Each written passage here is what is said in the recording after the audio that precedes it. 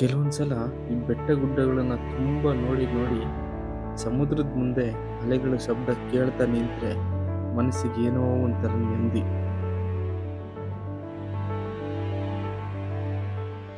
ನಮಸ್ಕಾರ ಸ್ನೇಹಿತರೆ. So welcome back to new video. So Rajasthan ಹೋಗಿ ಒಂದು 15-20 ದಿವಸ ಆದಮೇಲೆ ಇನ್ನೊಂದು ರೈಡ್ ಹೋಗ್ತಾ ಇದ್ದೀವಿ. ಸೊ ಈ ರೈಡು ಕರಾವಳಿ ಕಡೆ, ಉಡುಪಿ ಮತ್ತು ಕುಂದಾಪುರ ಕಡೆ. ಸೊ ಈ ರೈಡಲ್ಲಿ ನಾನು ಇವತ್ತು ಸೋಲೋ ಇಲ್ಲ, ನನ್ನ ಜೊತೆ ಇನ್ನೂ 3 ಗಾಡಿ ಇದೆ. ಇನ್ನೂ 2 ಗಾಡಿ ತೀರ್ಥಹಳ್ಳಿಯಲ್ಲಿ ಸಿಗುತ್ತೆ. ಸೊ ಈಗ ಸದ್ಯಕ್ಕೆ ನಾನೊಬ್ಬ, ಹಿಂದ್ಗಡೆ ಇನ್ನೊಂದು ಗಾಡಿ ಇದೆ GT 650. ಸೊ ಸುಮಾರು ದಿನ ಆದಮೇಲೆ ಈ ಬೀಚ್ ಸೈಡ್ ಹೋಗ್ತಾ ಇರೋದು.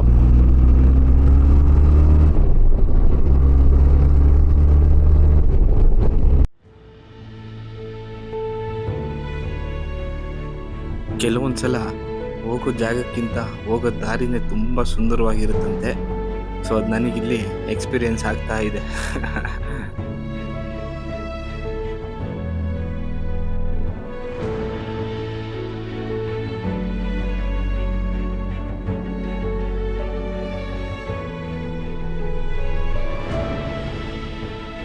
ಡ್ರೋನ್ ಹಾರಿಸ್ತಾ ಹಂಗೆ ಸ್ವಲ್ಪ ಭದ್ರಾ ಡ್ಯಾಮ್ ಕಡೆ ತಿರುಗಿಸ್ದೆ ಡ್ರೋನ್ನ. ಅಬ್ಬಾ, ಆ ವ್ಯೂ ನೋಡಿ ನಿಜವಾಗ್ಲೂ ಕಳೆದೋಗ್ಬಿಟ್ಟೆ ನಾನೇ. ಸೊ ಹೈವೇಲಿ ಹೋಗಿ ಹೋಗಿ ಹೋಗಿ ಈ ಕಂಟ್ರಿ ಸೈಡ್ ರೋಡಲ್ಲಿ ಹೋಗೋಕೆ ಒಳ್ಳೆ ಮಜಾ ಮಾತ್ರ ನಿಜವಾಗ್ಲೂ. ಏನೇ ಹೇಳಿ, ಹೈವೇಲಿ ಹೊಡೆದು ಸಿಕ್ಕಾಬಿಟ್ಟೆ ಬೋರ್ ಆಗಿಬಿಟ್ಟಿತ್ತು ನನಗಂತೂ. ಸಖತ್ ಮಜಾ ಬರ್ತಾಯಿದೆ ಮಾತ್ರ. ನೋಡಿ ಫಾಗ್ ನೋಡಿ ಮುಂದೆ ಎಷ್ಟಿದೆ ಫಾಗು ಅಂದರೆ, ಸಿಕ್ಕಾಪಟ್ಟೆ ಫಾಗ್ ಇದೆ ಲಿಟ್ರಲಿ.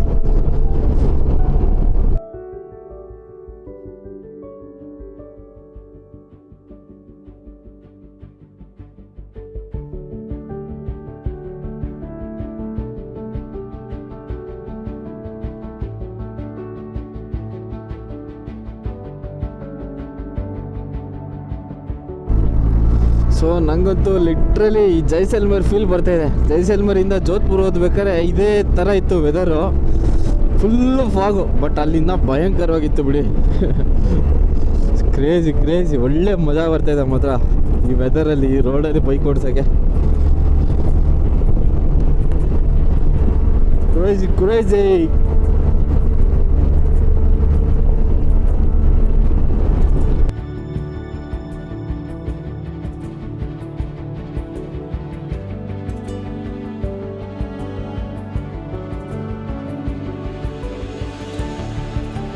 ಹೆಲ್ಮೆಟಲ್ಲಿ ಅದು ಏನೇ ವೈಸರ್ ಇದ್ರೂ ಫಾಗ್ ತುಂಬುತ್ತೆ. Crazy view.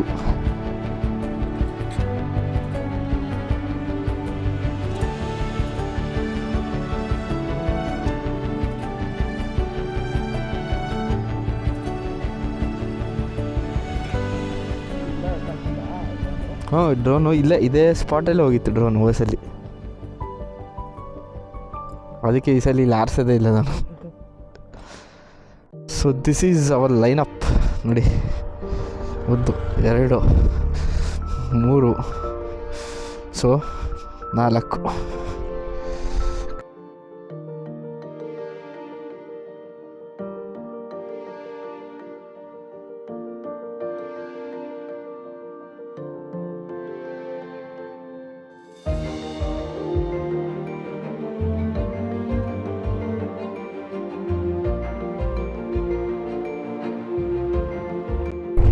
ಸೊ ಒಳ್ಳೆ ತಿಂಡಿ ಆಯಿತು. ತೀರ್ಥಹಳ್ಳಿ ಬಿಡ್ತಾ ಇದ್ದೀವಿ ಇವಾಗ.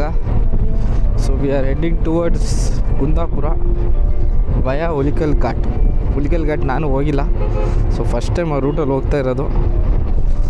ನೋಡೋಣ ಹೆಂಗಿರುತ್ತೆ ಏನು ಎತ್ತ ಅಂತ. ತುಂಬಾ ಮಜಾ ಬರ್ತಾಯಿದೆ ಇವತ್ತು ಗಾಡಿ ಓಡ್ಸೋಕ್ಕೆ. ಅಪ್ಪ, ಈ ಕಂಟ್ರಿ ರೋಡಲ್ಲಿ ನಿಜವಾಗ್ಲೂ ಏನು ಮಜಾ ಅಂದರೆ, ಈ ರೋಡಲ್ಲಿ ನಾನು ಲಾಸ್ಟ್ ಟೈಮು ಕಬರದುರ್ಗ ಬಂದಿದ್ದೆ. ಸೊ ಅದಾದಮೇಲೆ ಇವಾಗಲೇ ಬರ್ತಾ ಇರೋದು ನಾನು ಈ ರೋಡಲ್ಲಿ. ಅವಾಗ ಬಂದಾಗ ಹೆವಿ ಮಳೆ ಇತ್ತು ಅಂದ್ಕೊಳ್ಳಿ, ಬಟ್ ಮಾತ್ರ ಒಳ್ಳೆ ಮಜಾ ಬರ್ತಾಯಿದೆ ಇವತ್ತು. ವೆದರ್ ಕ್ರೇಜಿಯಾಗಿದೆ. Roads are ultimate.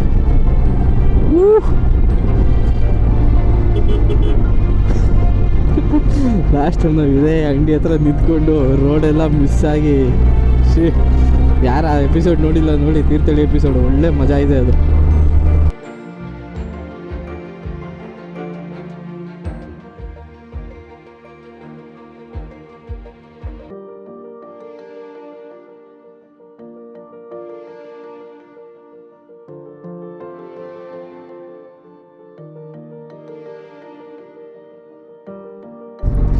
ಕರ್ವ್ ರೋಡಲ್ಲಿ ಬೈಕ್ ಓಡಿಸಿ ಎಷ್ಟು ದಿನ ಆಗಿತ್ತು ಅಪ್ಪ. ಒಳ್ಳೆ ಮಜಾ ಬರ್ತಾಯಿದೆ ಮಾತ್ರ ಈ ಕರ್ವ್ ರೋಡಲ್ಲಿ ಬೈಕ್ ಓಡಿಸೋಕ್ಕೆ. ಮತ್ತು ಈ ನೇಚರ್ ಇದೆಯಲ್ಲ ಕ್ರೇಜಿ, ಏನೋ ಒಂಥರ ಇವತ್ತು ವೈಬು ಮಾತ್ರ ಸಖತ್ತಾಗಿದೆ.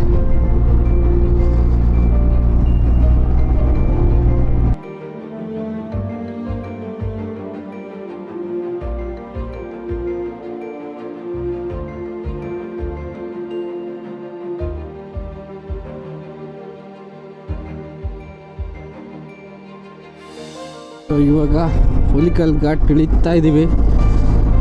ನಾನಂತೂ ಫಸ್ಟ್ ಟೈಮ್ ಈ ಘಾಟಿಗೆ ಬಂದಿರೋದು. ಸೊ ಮಾನ್ಸೂನಲ್ಲಿ ಗ್ರೇಟಾಗಿರ್ಬೋದು ನನ್ನ ಅಂದಾಜು.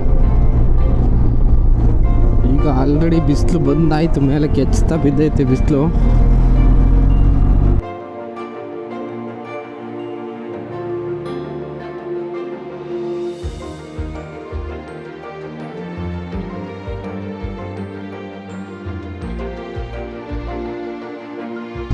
ಸೊ ಘಾಟ್ ಇಳ್ದಾಯ್ತು. ನಾವು ಹೋಗ್ತಿರೋ ಜಾಗ ಇವಾಗ ಶ್ರೀ ಕೇಶವನಾಥೇಶ್ವರ ದೇವಸ್ಥಾನ, ರಿಷಬ್ ಶೆಟ್ಟಿ ಊರು, Keradi. So we are at Mookambika wildlife ಲೈಫ್ ಸ್ಯಾಂಚುರಿ.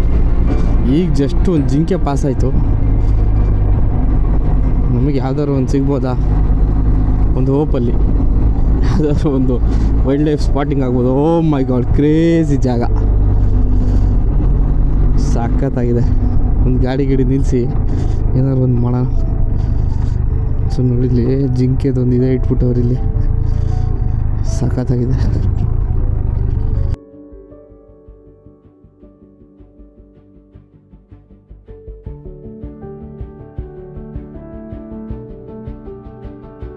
ಸೊ ಇದನ್ನೇನು ದೇವಸ್ಥಾನಕ್ಕೆ ಹತ್ತತ್ರ ಬಂದ್ವಿ. ಶ್ರೀ ಕೇಶವನಾಥೇಶ್ವರ ದೇವಸ್ಥಾನ. ಇಲ್ಲೂ ಒಳಗೆ ಫಾರೆಸ್ಟ್ ಒಳಗಿದೆ ಮಾತ್ರ, ಫುಲ್ಲು ಇಂಟೀರಿಯರ್ ಸೈಡ್ ಇದು. ಸಿಕ್ಕಾಪಟ್ಟೆ ಅಂದರೆ ಸಿಕ್ಕಾಪಟ್ಟೆ ಒಳಗಿದೆ.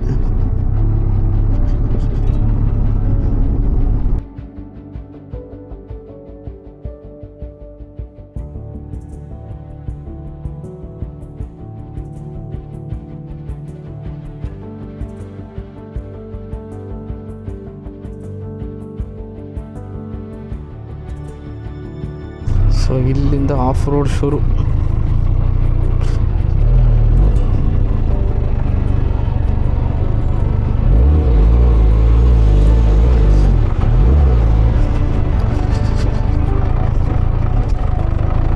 ಮೈ ಗಾಡ್, ಆಫ್ ರೋಡು ಎಷ್ಟು ಜನ ಹೋಗ್ತವ್ರೆ ಮಾತ್ರ ದೇವಸ್ಥಾನಕ್ಕೆ, ಸುಮಾರು ಜನ. ಸೊ ಇಲ್ಲಿಂದ 1 ಕಿಲೋಮೀಟ್ರ್ ಹಿಂಗೆ ಆಫ್ ರೋಡೇನೆ.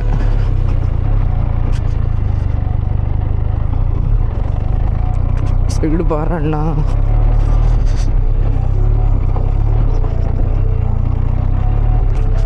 ಓ ಸಿಕ್ಕಾಪಟ್ಟೆ ಜನ ಇದ್ದಾರೆ. ದೇವಸ್ಥಾನ ನೋಡೋಕ್ಕೆ ಸಿಕ್ಕಾಪಟ್ಟೆ ಜನ.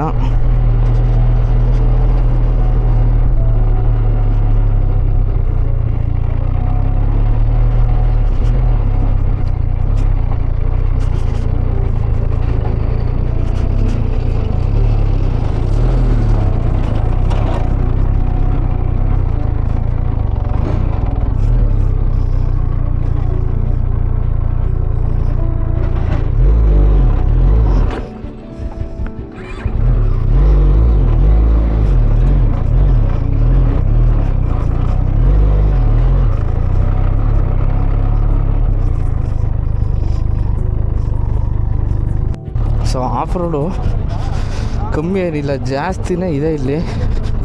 ಬಟ್ ಕಾರ್ಗಳೇ ಬಂದಿವೆ ಅಂದಮೇಲೆ ಬೈಕ್ ಬರಲ್ವಾ. ಏನಂದರೆ GT ಸ್ವಲ್ಪ ಜಾರಾಡುತ್ತೆ, ಟ್ರ್ಯಾಕ್ಷನ್ ಸಿಗಲ್ಲ ಅದಕ್ಕೆ. ಆದರೆ ನಿಧಾನಕ್ಕೆ ಹತ್ತಿಸಿದ್ರೆ ಹತ್ತಿಸ್ಬೋದು.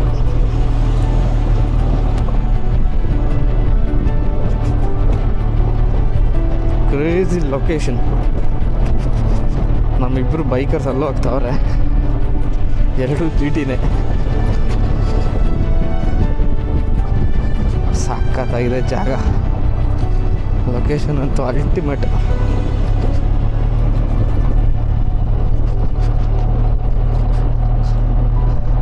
ನಮ್ಮ ಶೆಟ್ರು ಬಂದು ತೋರಿಸೋದ್ಮೇಲೆ ಜಾಗ ಸಿಕ್ಕಾಪಟ್ಟೆ ಫೇಮಸ್ ಆಗೋಯ್ತು. ಏನಿದೆ ಲೊಕೇಶನು, ಅಬ್ಬಾ.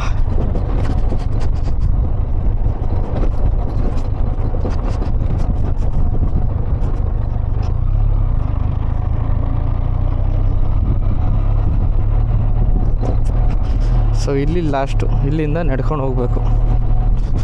ಸ್ವಲ್ಪ ದೂರ ಕೆಳಗಷ್ಟೆ, ಜಾಸ್ತಿ ಏನಿಲ್ಲ.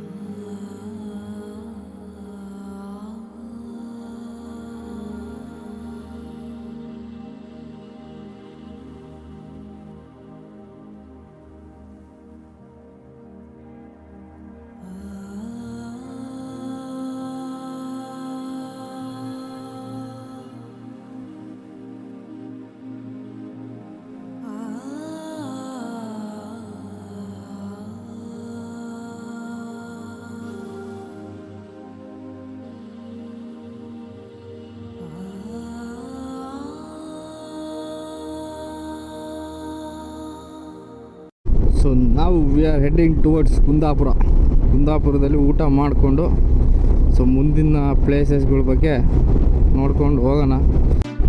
ಸೊ ಒಳ್ಳೆ ಊಟ ಆಯಿತು ಕುಂದಾಪುರದಲ್ಲಿ.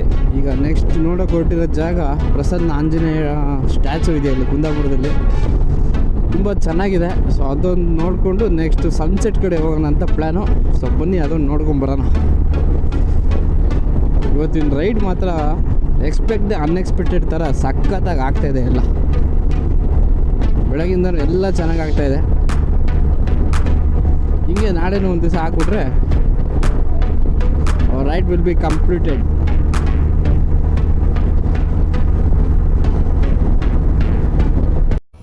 ಜೈ ಬಜರಂಗಬಲಿ ಇದೆ ಸ್ಟ್ಯಾಚು ನೋಡಿ ಇಲ್ಲಿ.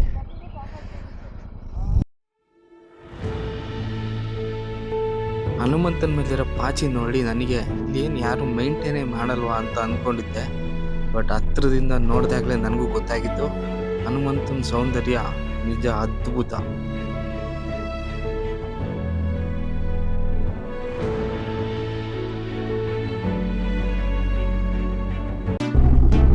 ಸೊ ಇವಾಗ ಹೋಗ್ತಾ ಇದ್ದೀವಿ the famous and beautiful Maravanthe beach ನೋಡೋಕ್ಕೆ.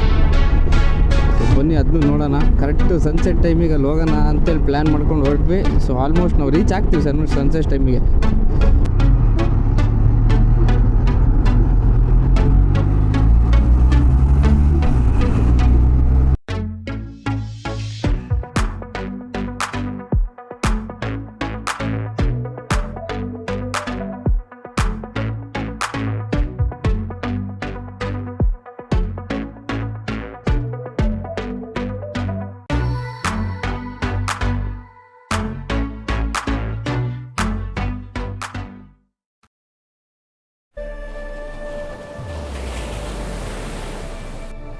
ನೋಡೋಕ್ಕೇನೋ ಮರವಂತೆ ಥರನೇ ಇದೆ, ಆದರೆ ಮರವಂತೆ ಅಲ್ಲ, ಮಟ್ಟು ಬೀಚ್.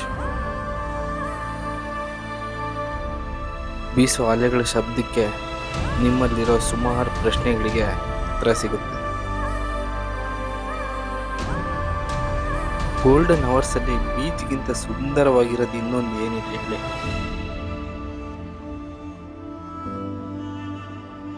ದೂರದಲ್ಲಿ ಸುಂದರವಾದ ಸೂರ್ಯಾಸ್ತ, ಅದ್ರ ಜೊತೆ ಒಂದು ಶಾಂತವಾಗಿರೋ ಸಾಗರ. ಸೊ ರಾತ್ರಿಯಿಂದ ನಾವು ಅಲ್ಲಿ ಬೀಚ್ ಹತ್ರದಿಂದ ಸೀದಾ ಸ್ಟೇಗೆ ಬಂದು ಊಟ ಮಾಡಿ ಮಲಗಿಬಿಟ್ವಿ. So this was our stay ನೋಡಿ ಹಿಂದುಗಡೆ ಹೆಂಗಿದೆ ಅಂತ. ಸೊ ಇದು ನಮ್ಮ ಸ್ಟೇ. ಸೊ ಇಲ್ಲಿ ಗಾಡಿಗಳಿದ್ದಾವೆ. ಸೊ ಸ್ಟೇ ಎದುರುಗಡೆನೆ ಪ್ರೈವೇಟ್ ಬೀಚ್. ಸೊ ಬನ್ನಿ ಬೀಚ್ ಹತ್ರ ಕರ್ಕೊಂಡು ಹೋಗ್ತೀನಿ. ಒಂಥರ ಚೆನ್ನಾಗಿದೆ ಪ್ರಾಪರ್ಟಿ. ಸೊ ಪ್ರಾಪರ್ಟಿ ಇರೋದು ನಿಮಗೆ ಡೆಲ್ಟಾ ಬೀಚ್ ಹತ್ರ.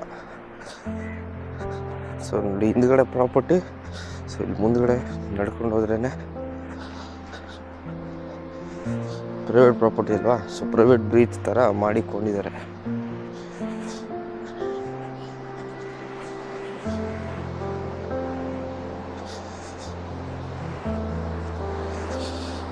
ಸೊ ನೋಡಿ ಇದೇ ಬೀಚು, ಏನು ನೋಡ್ತಾ ಇದ್ದೀರಾ, ಇದೇ ಬೀಚು. ಸೊ ಇಲ್ಲೋದ್ರೆ ಪ್ರಾಪರ್ಟಿ.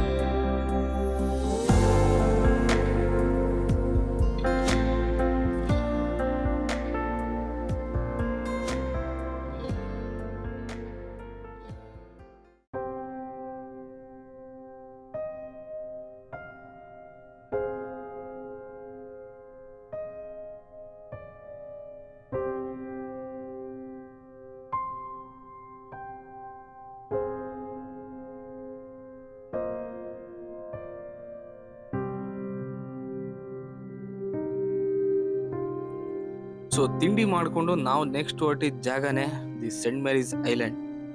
ಜಾಗ ಏನು ಹೊಸ್ತಲ್ಲ, ಆದರೂ ಎಕ್ಸೈಟ್ಮೆಂಟ್ಗೇನು ಕಮ್ಮಿ ಇರಲಿಲ್ಲ.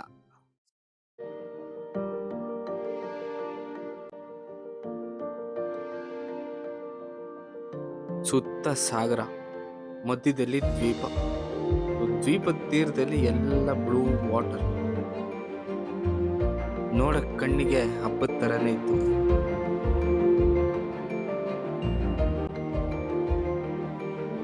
ಐಲ್ಯಾಂಡಲ್ಲಿ ನಡ್ಕೊಂಡು ಹೋಗ್ಬೇಕಾದ್ರೆ ನಿಮಗೆ ಗೊತ್ತಾಗಲ್ಲ ನೀವು ಐಲ್ಯಾಂಡಲ್ಲಿ ಇದ್ದೀರಾ ಅಂತ. ಸೊ ಅದೇ ಡ್ರೋನ್ ಶಾಟಲ್ಲಿ ನೋಡಿದಾಗ ನಿಮಗೆ ಗೊತ್ತಾಗುತ್ತೆ what this place really is.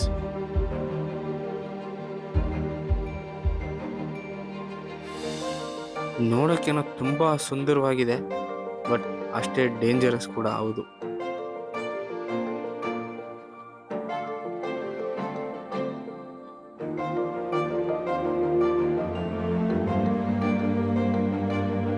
Beautiful.